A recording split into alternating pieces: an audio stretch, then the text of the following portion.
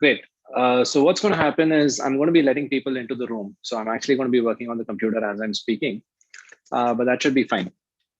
Let me do a very quick introduction. My name is Karthik. I've already spoken with some of you, and I think I will be catching up with the rest by the end of the season for sure, hopefully, depending on where you are in your GMAT journey and all that. I am the founder and the chief coach at HKUST Academy. We are Chennai based. We've been in business since 2013. And since then, we would have helped quite a few students get into some very, very good universities in the US, in Europe, in India, and in Asia. We work with students in every time zone. We work with students with from a variety of backgrounds. So some of our students work for IT companies, some of our students work for technology startups, some of our students were lawyers, some of our students were in the healthcare profession. We had people who work for political consulting firms, and nonprofits, right? I mean, this is just what I can think of at this point in time. I don't have a script prepared. So, I'm just speaking as I'm thinking, right? I'm sure we work with a wider variety of folks as well. What kind of schools have these people gotten into? We've helped people get into Harvard. So we finally got our Harvard admit this recently concluded year. Chicago Booth, Kellogg, MIT, Berkeley Haas, Tuck, Darden, Michigan Ross, Columbia. Within Europe, we've had people get into London Business School, INSEAD. We've definitely had people get into the Indian School of Business. We've had people get into the executive programs at IIMs, Ahmedabad, Bangalore, and the rest. We've had people successfully make applications to the National University of Singapore, Nanyang, and finally HKUST. So if you think about it, this is pretty much every major school in every major geography across the world. I consider myself fortunate because I've had the opportunity to work with a lot of very talented people. And as I say this, we are just launching ourselves into a new admissions year. And we are signing up students to work with us this year as well. So that is on the one side.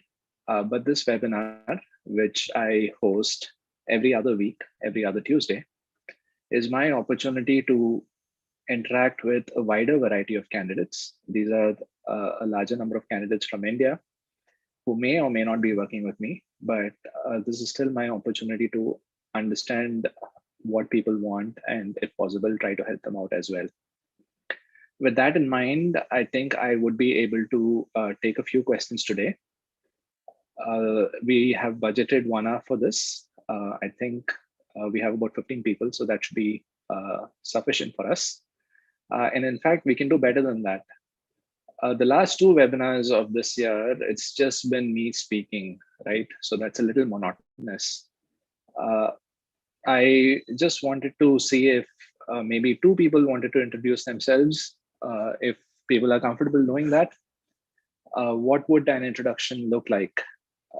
So, first of all, there's your name, talk about what you do, talk about why you're interested in the MBA, and give us some ideas for how we can help through our webinars. So does anyone want to go? Just 2 volunteers for today.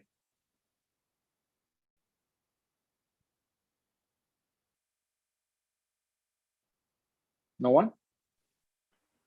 Hi, Karthik. Somnath here. Yeah, Somnath, go for it. You want to get on video? You'll be on YouTube live. Actually, yeah, sure.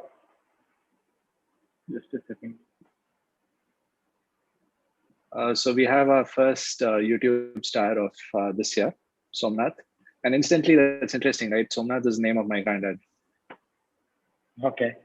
I'm so sorry, the video isn't working. I don't know, for some reasons. That's okay. That's okay. I'll see you another time. So why don't you just go introduce yourself? Yes. So hi, I'm Somnath.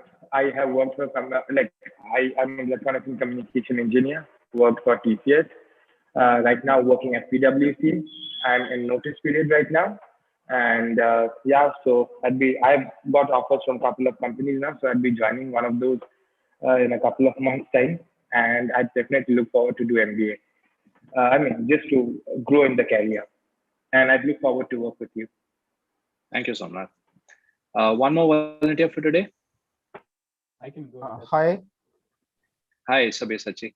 Yeah, hi, Karthik. So let me open my video first of all. Are you really the Sabyasachi, the designer? No, not at all, sir. I'm Sabyasachi, the ambidextrous one. Okay, go for it. Yeah, hi. So this is Sabyasachi. I'm from Noida. I had started my career way back in 2007. I did my engineering.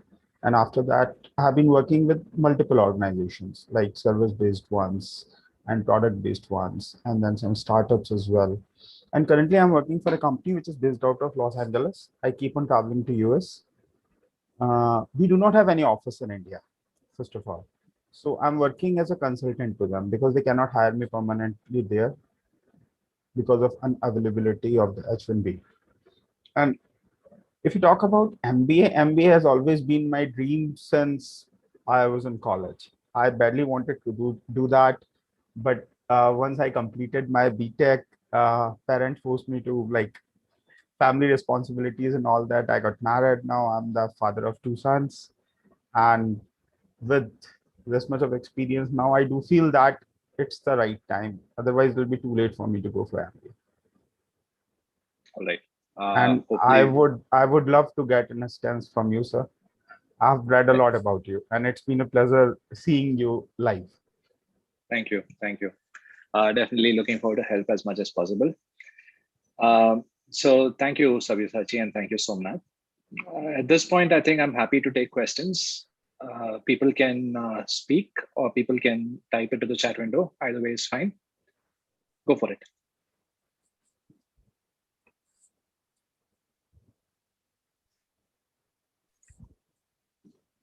Hey, Karthik, this is Ajay here this side. Hi, Ajay. How are you? Hey, good. Hope you're doing well as well. Yeah. Yep, I'm doing well. My question is about the one-year MBA program. Some of them are STEM certified as well. But the challenge with one-year MBA programs is that you don't get the opportunity to do an internship, I believe. And the way I understand, the companies give a lot of priority for internships, when they look at hiring them post their graduation. So would that make it, one of the only reasons to avoid a one-year MBA program in US, especially if you're considering looking for a job in US after graduation?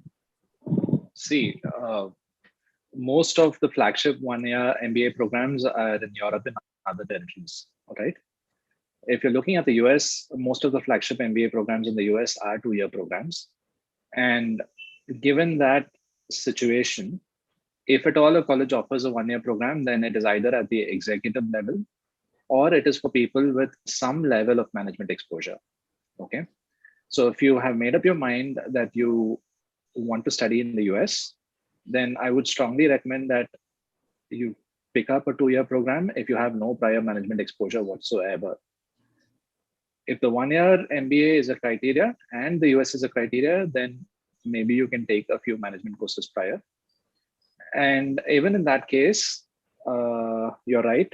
It's not going to be possible for you to do an internship in a US one-year MBA program. So in what scenario is this going to be useful to you? It's going to be useful to you if you continue in the same industry, but you just switch from a technical function to a management function. So if that's what you're looking for, then this is perfectly fine. If you're looking at changing career paths, then definitely go for the 2-year program. As far as I know, INSEAD has a January intake where they actually offer you the possibility of doing an internship. So that is probably the only one-year MBA program that I'm aware of where you can actually do an internship. Yeah. Shubham, you had a question? I did, yes, Karthik. Hi, good to see you. We have had some exchanges over email, but I thought I'd rather join and ask some questions directly. So I have a couple of questions, in fact, 2, and I'll reserve the other for later so that I'll just get in a chance. Just for context, I am a reapplicant. I applied to some of the schools last year. My first question to you, Karthik, is how does the admission committee look at a changed career goal essay coming in from a reapplicant? So just when I introspect and realize that maybe the short-term, long-term goals were not as specific, compelling, and I decide to change that, how's that viewed by the AdCom? Do they compare it to last year's? Your thoughts on that would be great. That's my first question. And my second question to you is, so I'm currently 30 in terms of age, with 5.5 years of experience. I understand for a guy at 30 and 5.5 years of experience could have been larger, but I actually happen to have a postgraduate diploma, which was a 1-year education that I did. My question to you is, when schools look at applicants who are beginning their 30s, do they look at really the age, or is it the large amount of experience that actually, kind of makes them feel that maybe this applicant need not be a strong fit for the school? This is what I've learned. So does the age in terms of numbers matter more, or more? It's more like the number of years of experience that kind of puts them off. Yeah. So those would be my two questions for now. Okay. Sounds good, Shubham. I'm sorry. Can you remind me of the first question one more time? Yeah. So my first question was, how okay or not okay is it for a reapplicant to change? Correct. Got it. Yeah.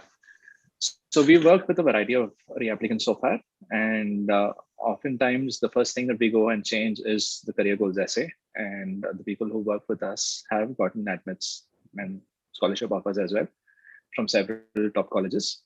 So I don't know what's going on in the mind of the admissions committee reader who's reading your application, but the results I have are all positive.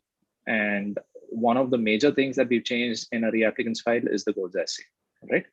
So don't think too much. If you think you can make your goals clearer, go ahead and by all means, I think you can present an alternative goals. Sure, I mean, it's going to be a little weird if you do a 180 degree and talk about something dramatically different. But if it is just a little clearer and a little bit more specific, and you've also shown some introspection with regards to thinking about your strengths and weaknesses and what exactly you can get out of business school, then I think you'll have a much more successful essay. So hopefully that answers your first question. Your second question was about older candidates. In fact, let me just pull up an article from a blog site. This apparently is one of the most popular articles on our blog site. So I'm just pulling up the link. So by and large, if you just click on this link, I think you should have my current state of mind with regards to what drive, sorry, I think I sent it as a private message to someone. Yeah, this is the link. So this is what I think about older applicants. Let me summarize. I don't think age itself is the problem. Rather, it is the number of years of experience. And even that is not so much of a problem. It becomes a problem because typically people with a certain number of years of experience, when they graduate, they expect a senior position, right? Now, the regular MBA program is not equipped to help senior candidates find even more senior positions. The MBA program is a machine, and it is very well oiled, and it is very capable of helping students who have about 4 or 5 years of experience.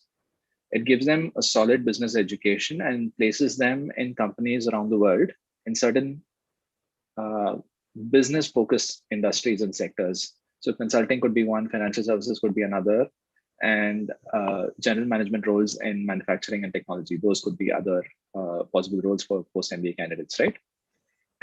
But regardless of what kind of role it is that you're going to be placed at, you're going to be placed at an entry-level role. So if you get into consulting, the bread and butter role for you is going to be that of an associate. Typically, in an investment bank, you're called an associate as well. It changes from company to company, but broadly speaking, the post-MBA role is the associate, right? Now, that's okay for someone who's just about starting their 30s to get into that role. But someone who's probably about 34, 35 at the time of finishing probably wants to be called a senior associate or a team leader. They probably want to lead a team. And that company is not going to allow you to lead a team unless you show them a good track record, right? So this is the major concern that business schools have. But let's say you are looking to get into a management function within the same industry. It's a very logical thing to do. And in that case, an MBA is actually a very logical step for you. So as a career switcher, it becomes a little difficult when you're slightly on the older side. But as someone who's looking to progress in the same industry and sector, I think it's not so much of an issue. There's another thing about statistics. You find very few people on the other side of 30 getting into business school because very few people on the other side of 30 apply to business school. And why do very few people on the other side of 30 apply to business school? Because there's all these blog articles floating around which says it's not a good idea for people to apply, right? So think about it. Think about what kind of a change you want to make in your career. Think about whether a regular MBA program is the better fit for you or an executive MBA program is the better fit for you. And if it turns out that a regular MBA program is the best fit for you, go ahead. Don't think too much, just apply. Of course, make sure you check all the hygiene boxes, get a very good GMAT score, get good recommendation letters, demonstrate solid leadership experience, have good extracurriculars. So these are important for a good application, regardless of where you fall in the experience curve. And write clear goal statements as well, especially given that you're someone senior. How exactly is an MBA going to help you? So these are some of the things that you need to keep in mind. All right, Shubham? Got it. Thank you, Karthik.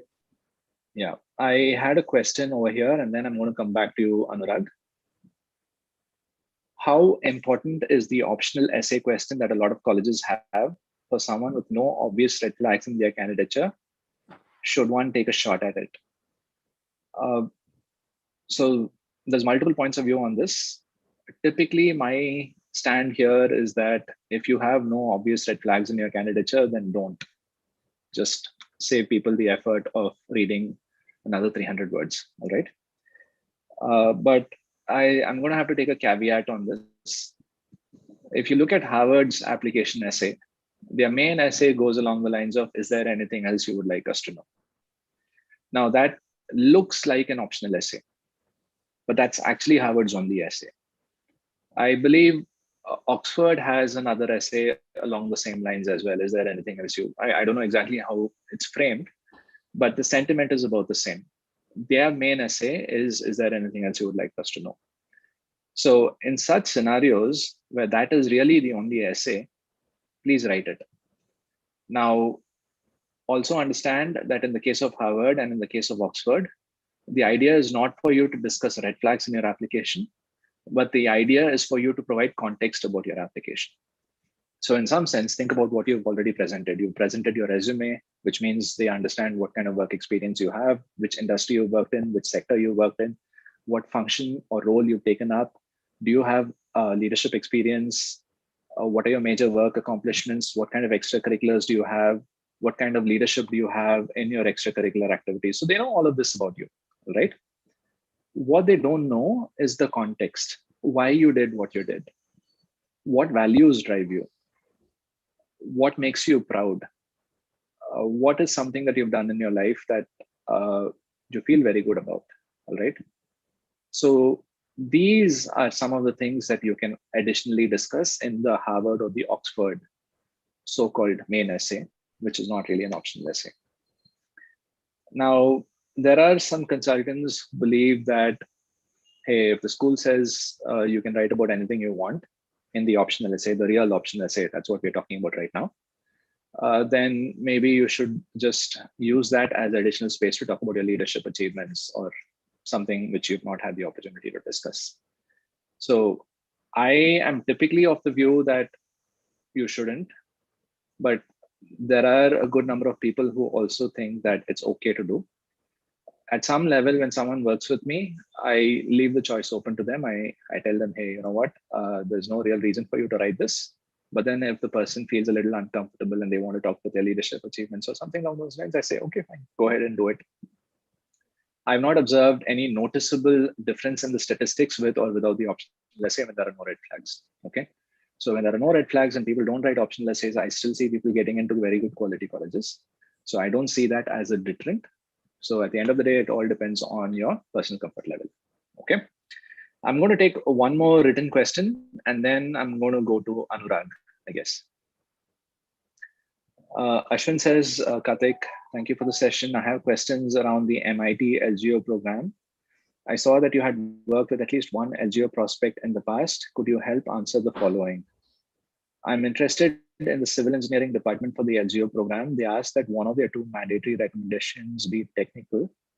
I've never had someone with a technical title supervising me, but we've worked on a lot of technical initiatives. Would it be okay if that supervisor were to write me a recommendation letter? I think I'll have to go through the application requirements to give you a very clear answer on this, Ashwin. Broadly speaking, if they've not mandated anything, then it should be okay for a supervisor to talk about the technical nature of your work. Sometimes what happens is they actually mandate that you get it from an academic advisor or professor or someone along those lines. If that requirement has been verbalized, then you will need to get it from someone of that category. If that requirement has not been verbalized, then I don't see any harm getting it from a work-based supervisor, but commenting on the technical achievements of yours. MIT encourages people to submit a third optional LOR. Am I at a disadvantage if I don't submit a third LOR? You will not be at a disadvantage if you don't submit a third LOR. And in fact, even if they provide you the option to submit an additional LOR, please do so only if somebody else can provide an alternative point of view. There is no need for someone else to keep saying the same thing that the first two people have said, all right? So if at all, let's say you worked for a nonprofit and then the person who's running the nonprofit wants to write something positive about you, then sure, that's a third possibility, right?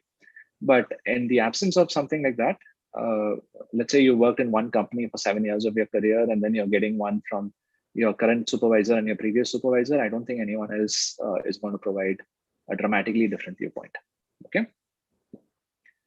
All right, Anurag, can you let me know what your question is, or have you written it down somewhere? Oh, no, I'll have to ask here only. I've not written it down. Okay, go for it. Okay, thank you, Karthik. So Karthik, I have two questions. So first is very basic one. So while comparing colleges like, Yale, Kellogg's, Wharton, Columbia, or maybe Chicago Booth, what would be the critical parameters I should be looking upon? And because the way I see it, these are obviously these are the greatest schools out there. But which would be the right find for me? That would be my first question. And second would be, I already have an MBA from one of the IIMs here, and along with the second question of Shubham, I also tend to have I'm 31 right now. Even if I go to any of these schools, I would be 34 by the end of graduation. So, and my work experience is specifically on the investment banking side, or maybe portfolio management, asset management side.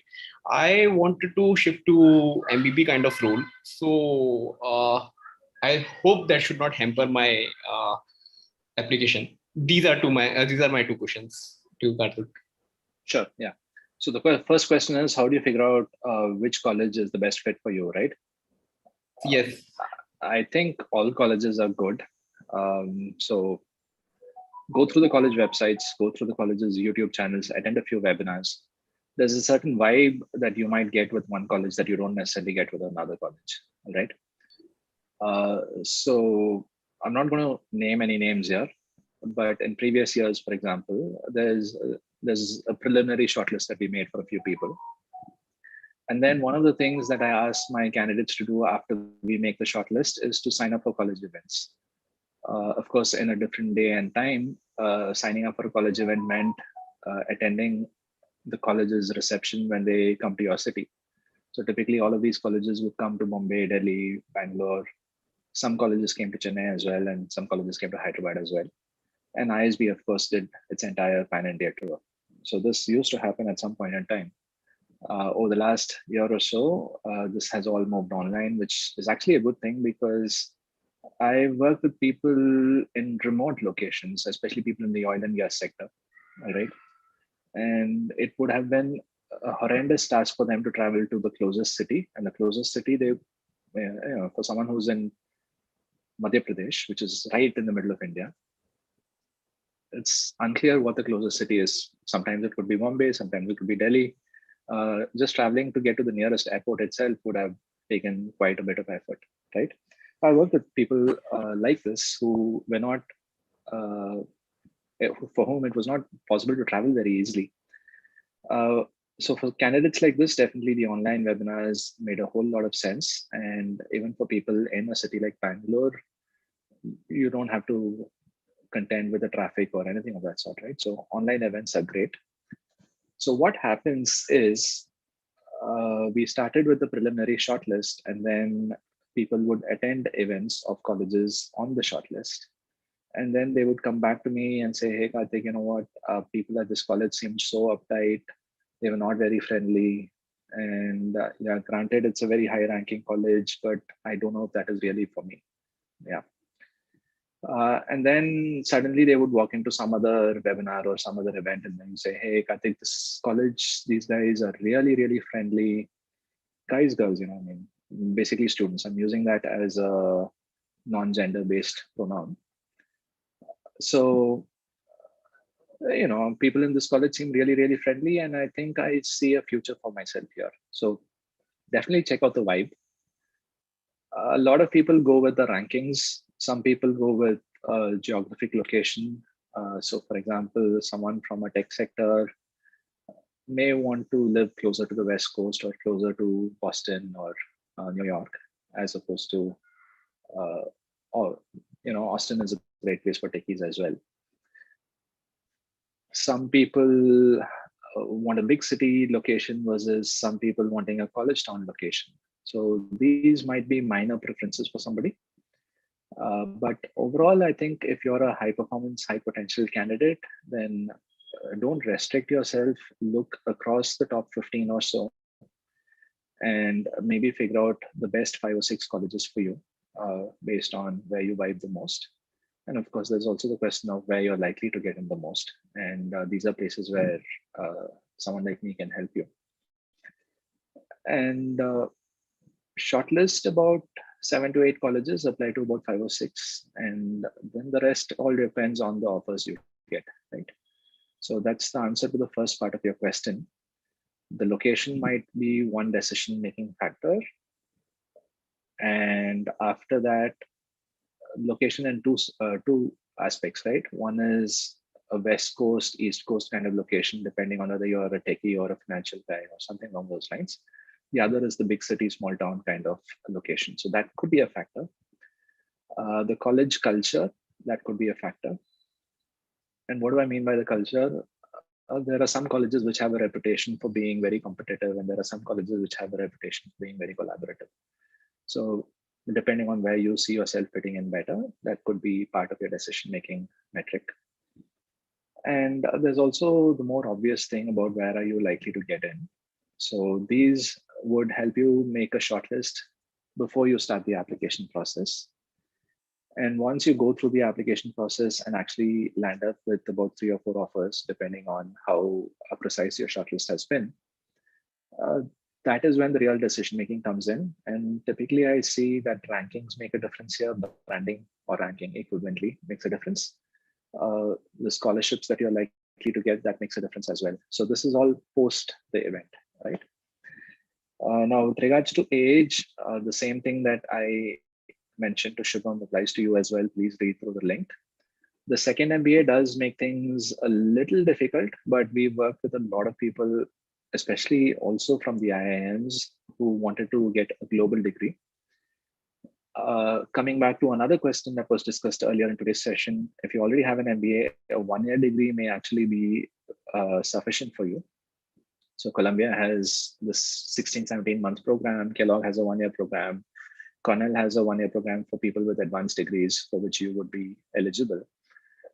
So you may want to consider some of these programs. And if you have a good GMAT score, which you're likely to get because you've already cracked the CAT at some point in time, then, you know, I mean, especially all of these colleges should be fair game for you.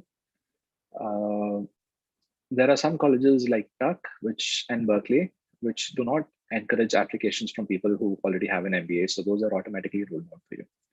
I hope this answers some of your questions. Yeah, thank you, Karthik. I'm going to take Anirudh's question, and then I have a few questions on the chat window, so I'm going to go there. Anirudh, go for it. Hi, Karthik. How are you? I'm good. How are you? I'm good. Thanks for asking. While we have had a couple of exchanges over mail, I'm happy to speak to you in person. My question is going to be very specific to the choosing the recommendators. So my work experience is that I'm heading my own venture. Given the nature of my work, I don't have a direct supervisor or a manager or team leader to go to. So what would your advice be on whom I should be looking for to choose as my recommendators? See, I mean, that I think is something that we need to sit down and discuss. And usually this is something that we get to after somebody starts working with us. Why am I saying this? Because I need to understand your context, right? So if you've ever worked for a larger company before, getting something from your most recent supervisor, that could be an option. If you have raised funding at this point from someone who's an institutional funder or an angel investor who's not your family, right?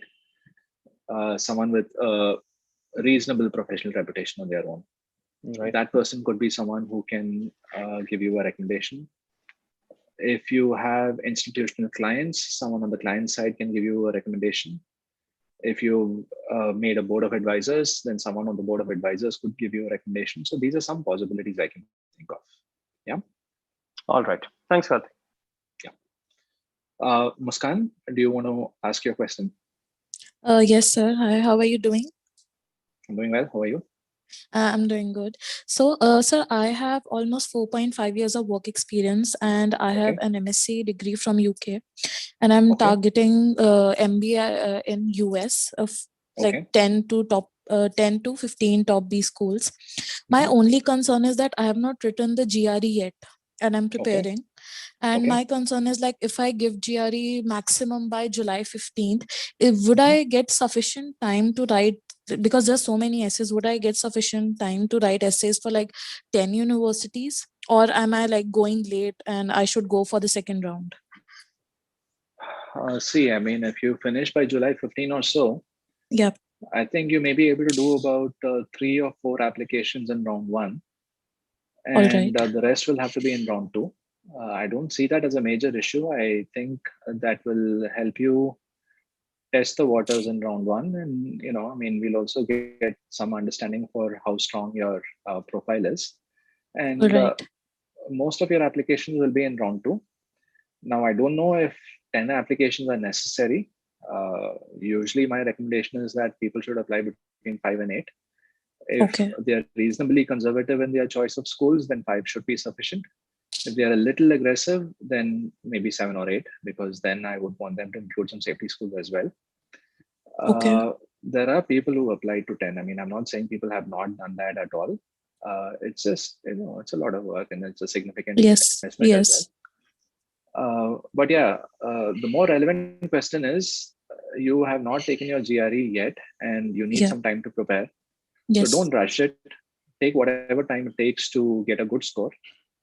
And then, you know, I mean, the MBA application process allows you to apply both in R1 and in R2. So there's no need for you to definitely apply in R1.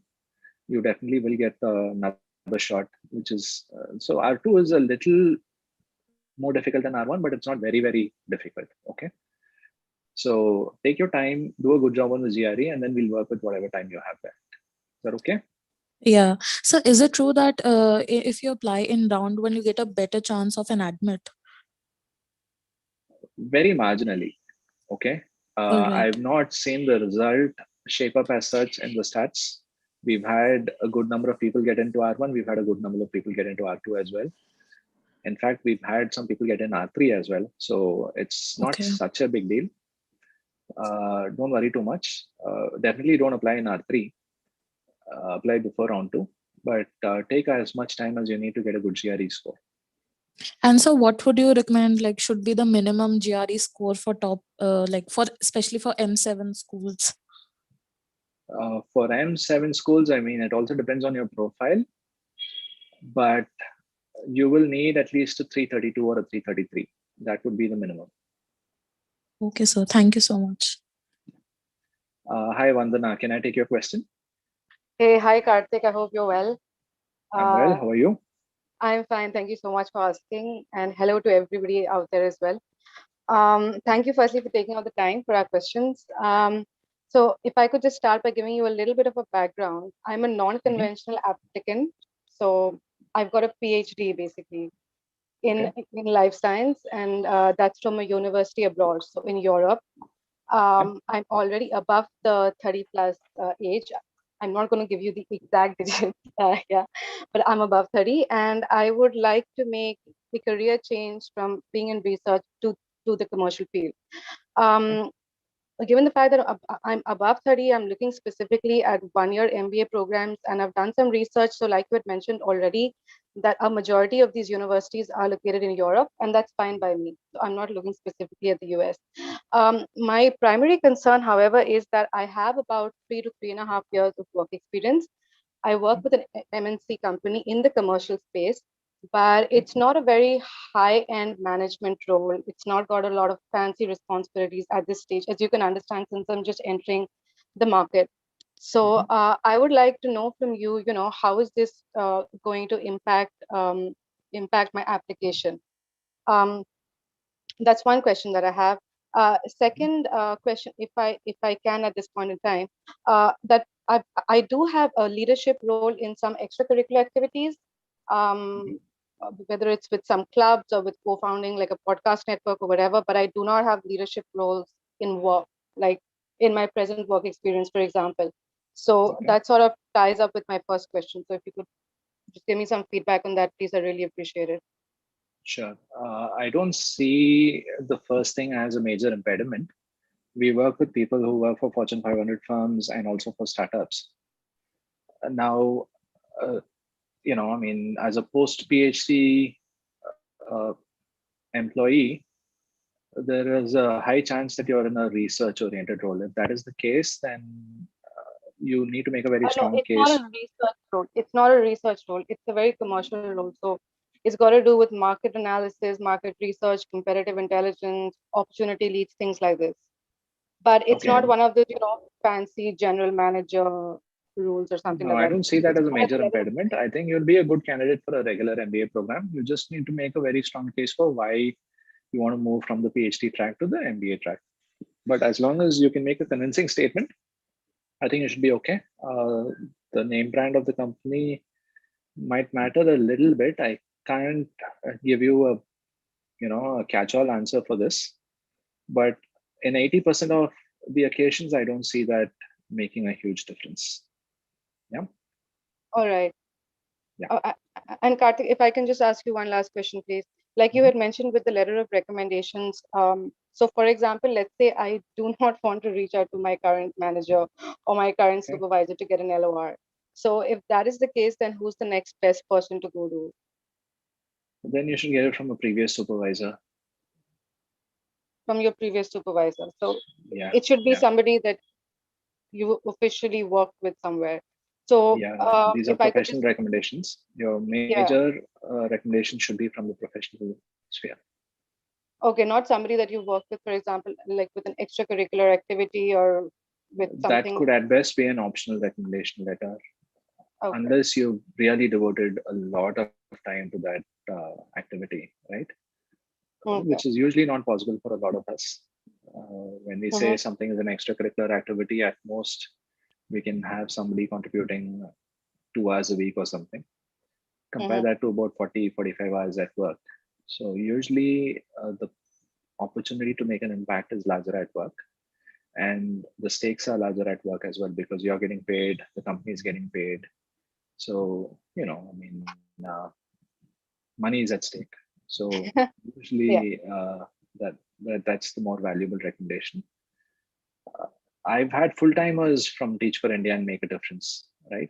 And they've got their letters from the non-profit organizations, but that was their job. Understood. Okay. Yeah. Thank you, Karthik. Yep. So now I think I'm going to take some questions from the chat window. I have an experience of 5 years working as a technology consultant, business analyst, program management at PwC India. I have not written GRE. I would look forward to applying to colleges offering the standardized test waiver and also colleges requiring a standardized test once I have written it. Is it possible for me to apply to M7 schools and get accepted? I do not have any international experience. See, my answer here is going to be very nuanced. Please stay with me completely. I think colleges have been put in a position where they've had to offer test waivers because the test is not universally available to everyone who's applying right now. And in the interest of being fair, they've offered a test waiver for people who meet certain criteria, or some colleges have offered universal test waivers as well. Now, that is from the college's point of view. If you look at it from the Indian applicant's point of view, I have a lot of people with very similar resumes applying to the same set of colleges. Okay. Now, these are not just the people who are working with me, but these are also the people who are reaching out to me and asking me questions, like, the group of people that we have in this session today. We have about 18 people in the session today. Leave me out, that's 17. I can guarantee you that about 10 of us here are in some flavor of technology. And 15 of, well, maybe not 15, but maybe 12 or 13 are in some flavor of engineering, broadly speaking. Okay. So at most, we are going to have about 4 or 5 people from a non-engineering profession. We have a very good number of CAs who work for the audit firms, PwC, KPMG, EY, right? We have a good number of people working in M&A. We have a good number of consultants as well, both at the top tier firms and in the second tier firms. So it is very rare for someone to have a truly unique resume coming out of India. Okay, so that's on the one side. The number of seats available for Indian candidates is at most 7% or 8% at any top tier school. All right. So that's the other thing.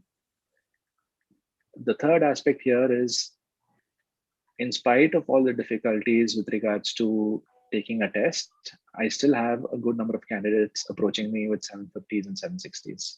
Yeah, I don't even know how that's possible, but the number of people who are scoring 750 and 760 nowadays seems to be really high, right? So on the one hand, you have someone who looks very similar to you, but has already taken the GMAT and scored a 740 plus. And then you have you requesting a GMAT waiver.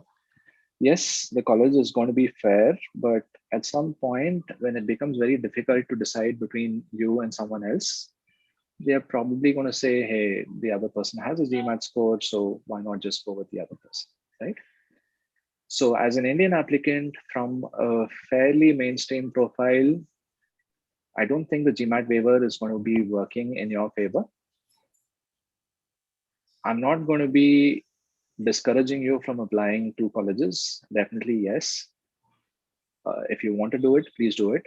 I don't want to be the person discouraging you, but I don't think it's going to be very fruitful. Yeah. So, Karthik, just a second question. I mean, what about the M7 schools, even if I have a good waiver? I mean, not just a waiver, if I've written the test, do I still have a possibility of getting into M7 schools, given the fact that I don't have any international experience in terms of my work? If you don't have international experience, that's fine. INSEAD is the only top college across the world that requires international experience. But my recommendation to you is, if the GMAT waiver is probably not going to work in your favor. No, that I understand. But okay. If I get a good score, international experience is not going to come in your way. That's fine. No, so but if I have a good GMAT score or a GRE score, I can apply to M7 colleges. Okay. It also depends on what exactly you've done at the job. Definitely a strong history of leadership, good extracurriculars. So all of those things are also important, and that needs to come into criteria. But broadly speaking, yeah, you should have a good case for yourself. Okay. Yeah. So Sabyasachi has this question: should I go for STEM programs as I do not wish to change my industry? STEM programs are broadly applicable for certain specializations in each college. So every college does offer STEM programs, or if it does not offer it at this point, they are in process of getting some of their certifications STEM certified. Okay. But broadly speaking, these specializations or certifications or tracks, learning tracks, as different colleges choose to call them, are all tech-centered. So some could be technology-centered, some could be business analytics-centered. So if you are in that industry, then yes, by all means, go for STEM programs. what should be the STEM courses for me, which would accept 14 plus years experience holder candidate? At 14 plus years, I don't know if a regular MBA is the best program for you. If you are already in mid-management, then it is a good time for you to consider executive MBA programs. But if for some reason you want to consider regular MBA programs, please think about what I spoke about earlier. Typically, finding a job for you is going to be a little difficult post MBA, because most post MBA jobs are tailored for freshers. But then again, you say you are going to be remaining in the same industry. So have some very candid conversations with the career staff at universities to figure out what kind of job options are available to you at your experience level. That would actually guide your goals essays as well. And what sort of STEM courses should be available for you? I mean, like I said, there's only 2 or 3 STEM tracks available across all colleges, and those are all technology centered. Do I need to apply for GMAT, or GMAT waiver can be done? I think I've given the answer to that question. What should be the career prospects after STEM programs in the USA? I think most tech firms are ready to hire people. Technology is one of the industries which still hires international students. So I think career prospects are good.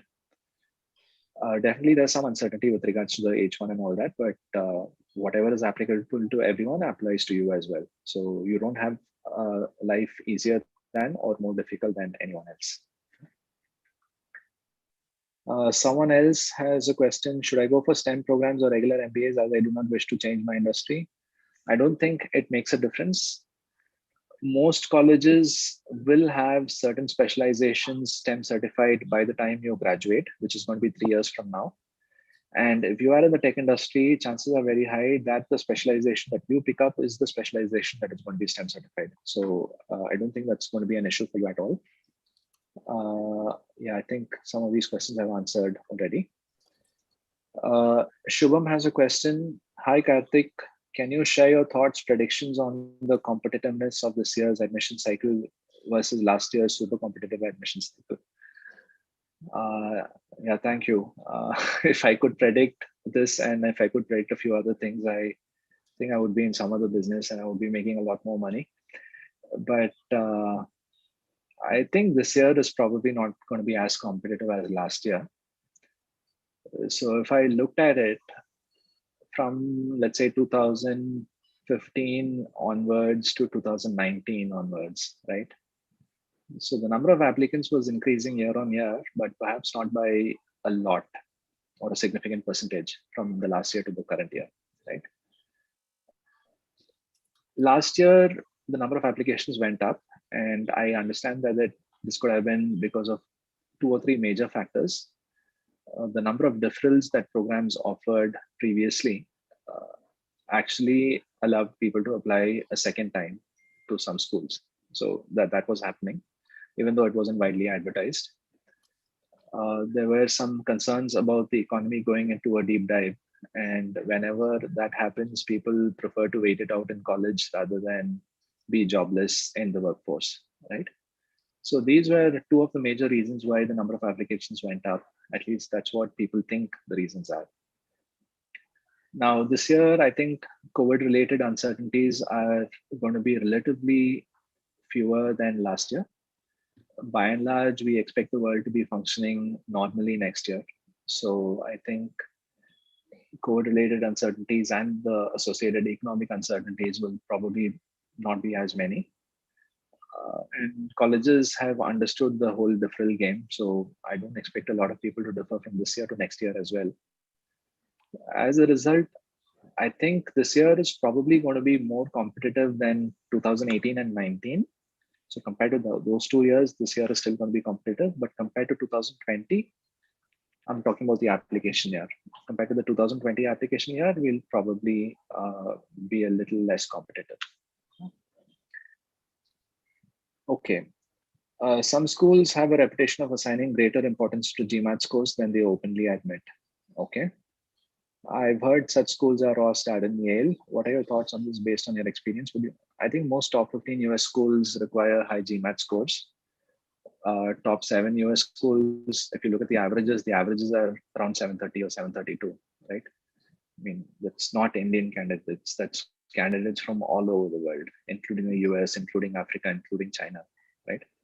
So I think most top 15 US programs, and you can't blame them, right? They get a lot of applications from high GMAT candidates. And at the end of the day, the choice comes to this. I have 2 applications from 2 people who seem very well qualified.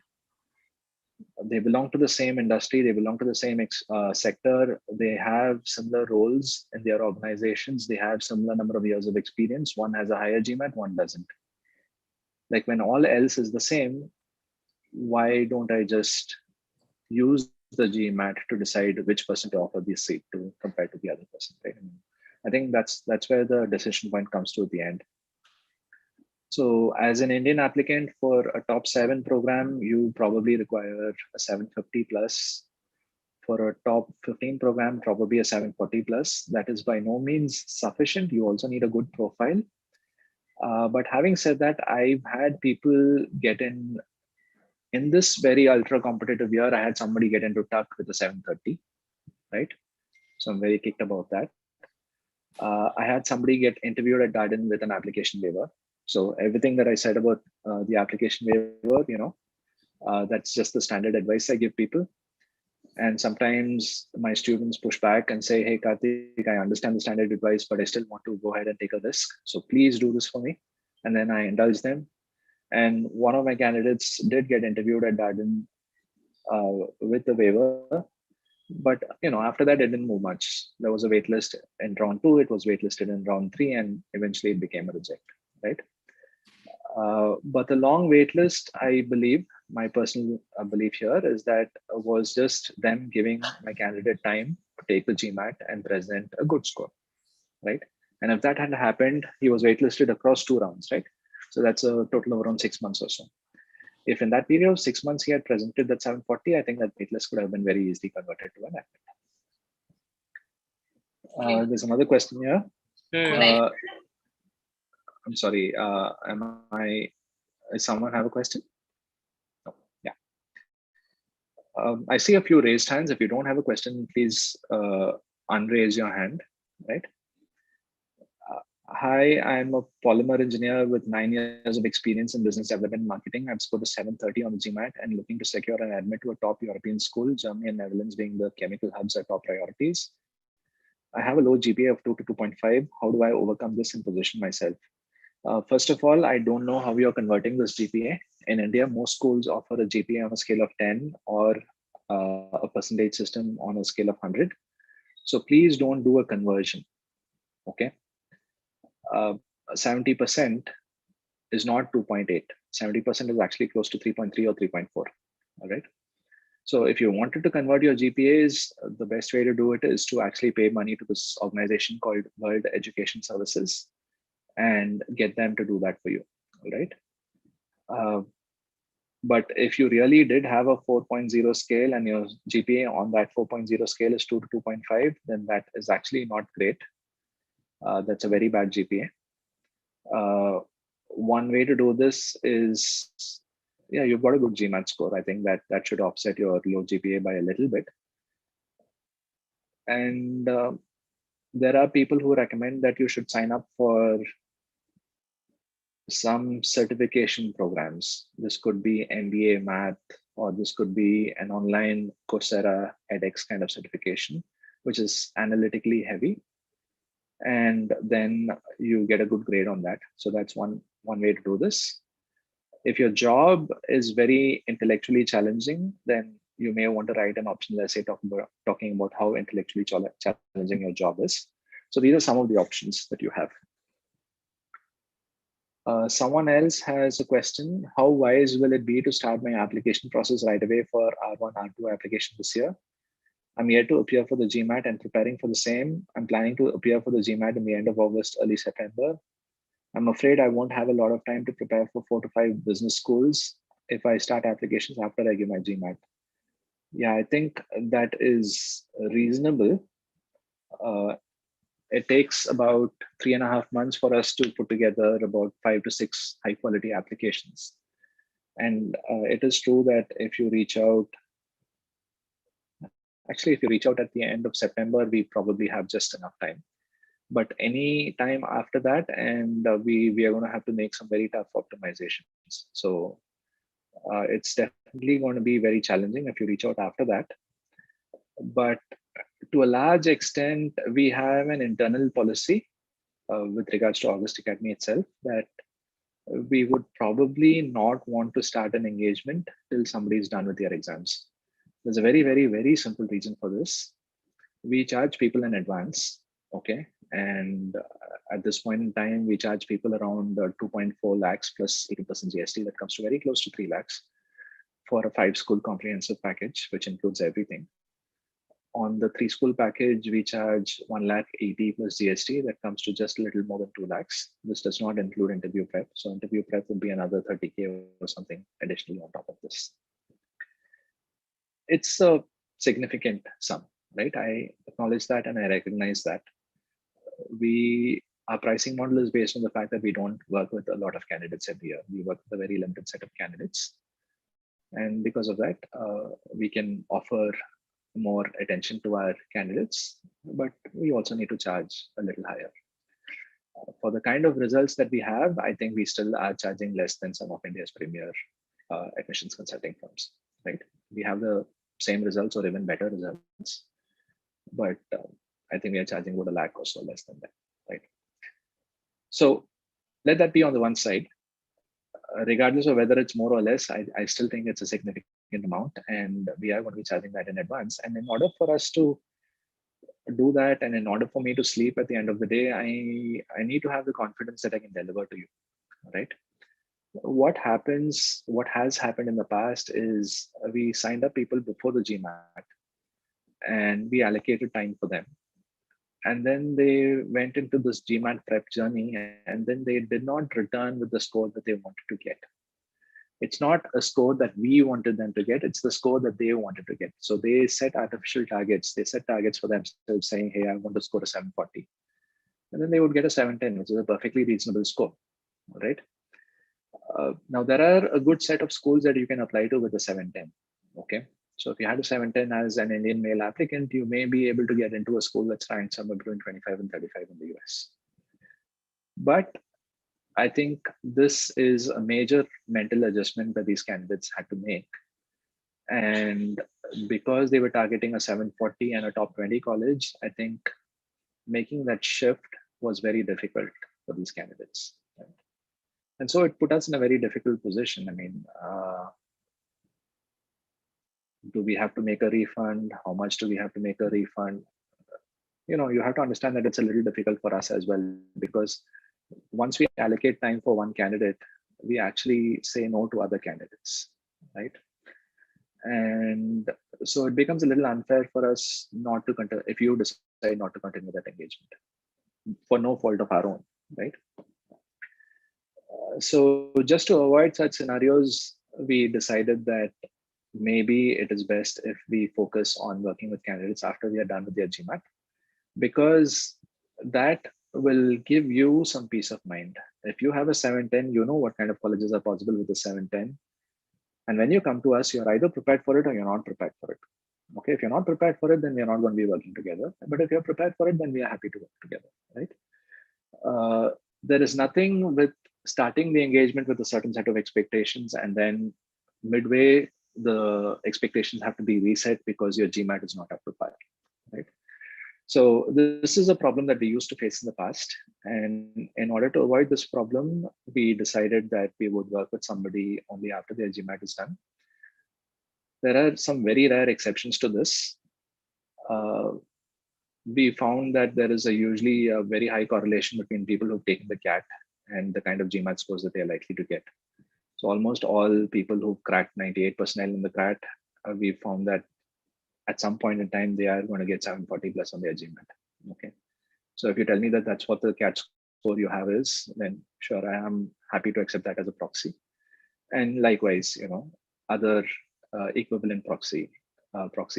If we can have some certainty about what kind of GMAT score you're likely to achieve, then we can get started.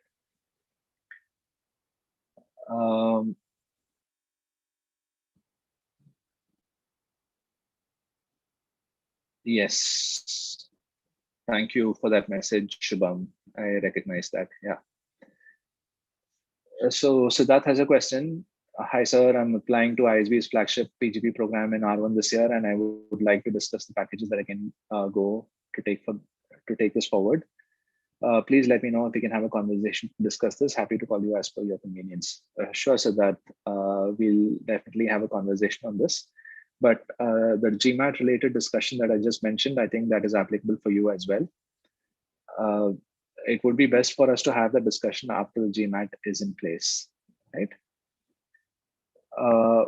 So Shubham has a question. Karthik, while working with you, how much time should I allocate for working on, let's say, one school?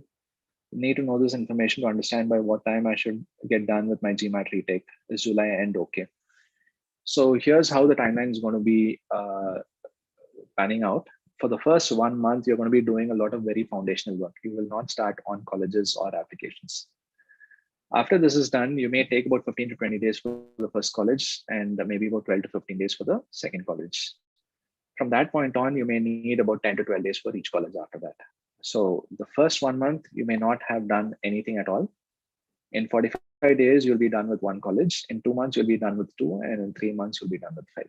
So that's usually what the timeline looks like. What is your take on early entry and the open interview options given by schools like Darden and Future? I think that's perfectly fine. If you're very confident about signing up with those schools, if you're provided an admission offer, go ahead. And by all means, if you can get an open interview slot, go for it as well. Can I speak more about open interviews? Do you have a specific question on this? If not, what I would like to say is, yeah, Jay, after this question, I'll get back to you, right? So open interviews traditionally were offered by colleges, and these required students to visit the campuses, right? And obviously that's not happening in today's scenario. So it's possible that open interviews are held online as well. It's a way for you to express your interest in the school simply because you expressed a desire to talk to a member of the community even before they expressed a desire to talk to you, right? So that shows that strong evidence of interest. It's also a way for you to learn more about the school. And if the open interview happens even before the application is complete, it's a valuable way for you to get information about the school, which you can use in your essays. So remember, one of the most important aspects of the application process is to demonstrate the fit you have with that particular school. And to another earlier question, which somebody asked about how do I decide if this is the school I should go to or something else is the school I should go to, one of the answers that I gave that person was, it all depends on how well you vibe with that particular school, right? So this open interview is another way for you to check that vibe. It's a way for you to ask questions. So it's not about you answering the questions and leaving the interview at that point. It's also about you asking questions to your interviewer, who's usually a current second year student or something along those lines. And you get to know more about the school. And that's an opportunity for you to get excited about the school. And then in turn, you will express that excitement in your written material as well. So the open interview is useful. Now, in the regular scheme of things, the fact that you've been invited to interview is the first point of success, right? I mean, it shows that the school considers your application to be worthy. So that indicator is not there in the open interview because you initiate it. And, except for that, I think the open interview is a great idea. Yeah. So Ajay, I'm going to be taking up your questions. Can you let me know what your questions are? Yeah, sure, Karthik. Hey, I have two questions. So the first question is about the GPA, and I didn't know, frankly, that when you convert from 10 to and you scale it down to 4, it's not that mathematical calculation. I was not aware of that. However, I still want to go ahead with my question. That is, if your GPA is slightly lower than the median GPA of the business school you're applying to, would that hamper your chances for a scholarship? This is my first question. And the second question is, will the schools evaluate you on how much you have researched about that particular school? Let's say about the faculty or connecting with an alum? And how do you show that through your essay? This is my second question. Okay. See, I mean, if it's slightly below the median, I don't think it's going to make a major difference. If it's well below the median, then that will have some sort of an impact on your application. Okay. So the average is, let's say, a 3.2 or a 3.3, and yours converge to, let's say, a 3 or a 3.1. That's okay. That's fine. I mean, that's almost like saying the average is 70% and I have 62%. It's okay. I mean, this is not a program where you're going to be tested on your academic pedigree. A PhD is that kind of a program. The MBA is more about your soft skills and your strategic skills in a business context, right? So you're not exactly doing cutting edge research in a lab or anything of that sort. So your GPA shouldn't matter that much. But then again, somewhat. So if the average is 3.3 and you are a 3.1 or more, I think that should be fine. Your second question, what was your second question, Ajay? Yeah, the second question was on will the schools evaluate you on how much you know about that school? Yeah, I got it. Yeah. So and how do you show that through the essay? It really depends. Yeah, it really depends. If you have a superstar profile, then they'll probably ignore all of that because they want you with them. Okay. But if you have a more mainstream profile, then you have to do everything within your capacity to demonstrate that you've done your work, your research work about the school. Because when I have two above average candidates and one of them demonstrates in their written material that they absolutely love to work with me and the other seems a little indifferent, I might pick the person who absolutely loves to work with me, right? I mean, it's just human tendency. And I think schools are not very removed from that. Okay. And how do you demonstrate that in your essays? You definitely talk about that in your essays. You say, hey, I talked to this particular student. I talked to this particular alum. This is what they had to say about the school. And this really resonates with me for A, B, and C reasons. So just talk about that. Literally, no magic to it. It may not be necessary for you to talk to professors at this point. Their time is very valuable and they may not even respond to your emails or anything. So that probably is not expected.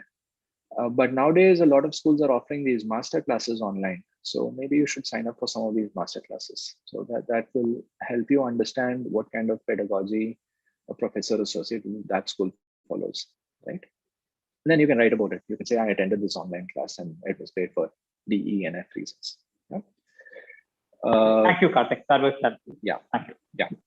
So there's a private message. Karthik, I've decided to work with you. And then the person's statistics, they wanted a contact information. Please write to me, include your resume and the other particulars. Include your main questions as well. And let's set up an appointment.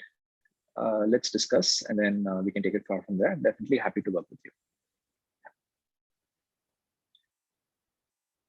So I've just put in my email address in, okay, I think I've sent it as a private message to someone. I'm going to be putting my email address here once more. Yes, please write to me. Yeah. So there was another private message here. I've written the GRE once. It was a low score about a year back. I'm writing GRE mocks and getting about 328, hoping to improve the scores as well. Can we connect to discuss the process more and start the process, as I'm also interested in applying to the colleges that offer a waiver at my own risk? Send me an email as well. Let me have a short email conversation with you. And then I will be able to advise you on whether it is the best option for you to start the application process right now, or maybe wait for some more time. Yeah. And depending on your unique circumstance, we may decide to do both, but we'll definitely have the conversation on email. So that's all the questions I have on chat. Does anyone have any questions before we close our call today? Yeah, Karthik, Ajay, yeah, one last question. The question is again to do with GPA. So if my GPA is on a scale of 10, is it mandatory for me to scale it to 4, and then submit for the application? No. Just submit it on your native skill. Yeah. Okay, right. Thank you, Karthik. Yeah. Thank you very much. All right. Yeah, great. Any other final questions? Karthik, I've got one last question. Yes, Vandana, please go for it. Yeah. So for applicants above 30, is getting a scholarship a difficulty? Not necessarily. I wouldn't say so. Okay. Thank you. Yeah. Any other questions, anyone? Okay. If that's about it, I'll close the call today. This session is going to be, it was live on our YouTube channel, so please subscribe, right? And we'll meet again in 2 weeks.